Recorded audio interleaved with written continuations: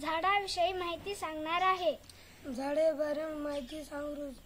झाडे आपल्याला फुले देतात. झाड आपल्याला फुल देत. झाडावर पक्षी बसतात.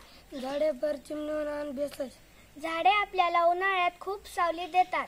झाड होऊन आपल्याला उन्हाळ्यात थंडी देत. झाडे आपल्याला भरपूर ऑक्सिजन देतात.